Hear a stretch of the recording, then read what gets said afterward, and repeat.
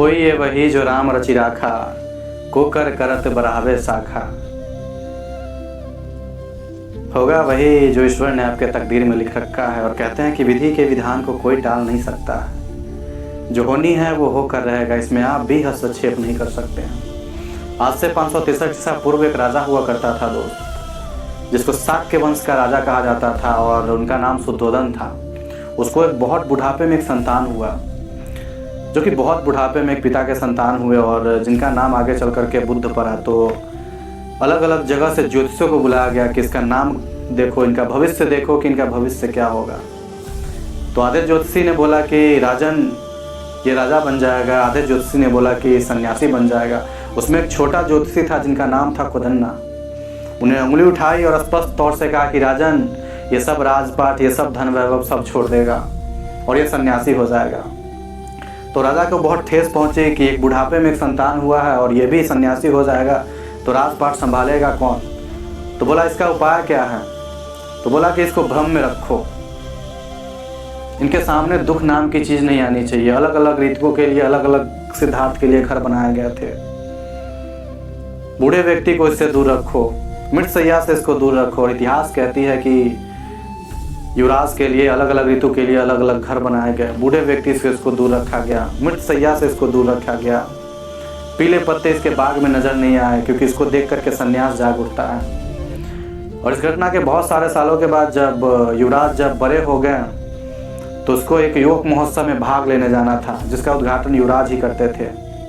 तो कहीं दूर जाना था, तो डुंडी पीटी गई, बुनियादी करवाई गई कि जिस रास्ते से जो सिद्धार्थ गुजरे, खबरदार कोई बूढ़ा व्यक्ति नजर ना आए, खबरदार कोई मृत सैया ना गुजरे, खबरदार कोई सन्यासी ना गुजरे।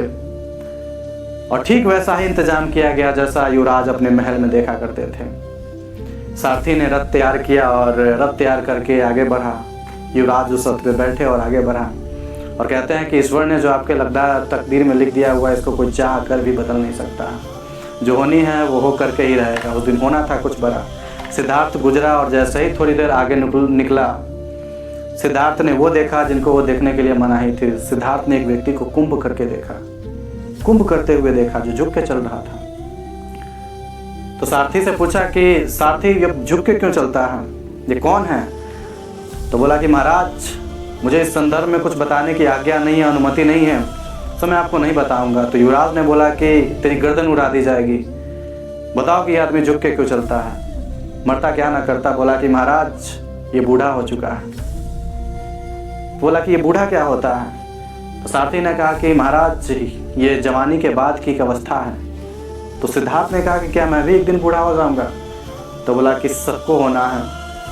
रथ आगे गुजरा और सिद्धार्थ ने फाइनली वो देख लिया जो उनको देखने के लिए मनाही थी। सिद्धार्थ ने एक व्यक्ति को देखा कि बांध के ले जा रहा था। तो सिद्धार्थ ने पूछा कि सारथी इसको लोग बांध के क्यों ले जा रहे हैं। तो बोला कि महाराज ये बुढ़ापे के बाद की एक अवस्था है, ये मर गया हुआ है। तो सिद्धार्थ ने कहा कि क्या मैं भी एक दिन मर जाऊंगा।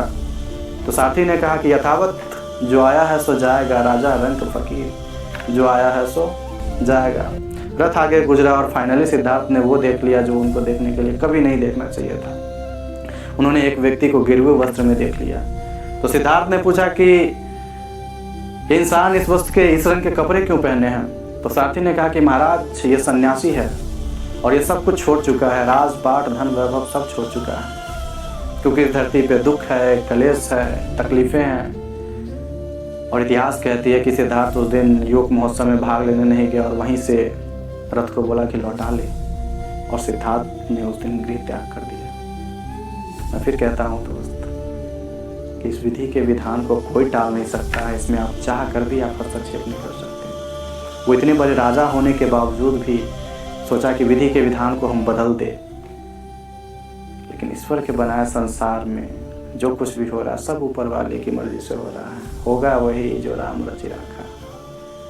ईश्वर ने जो आपके तकदीर में लिख रखा है उसे आप चाह कर भी बदल नहीं सकते।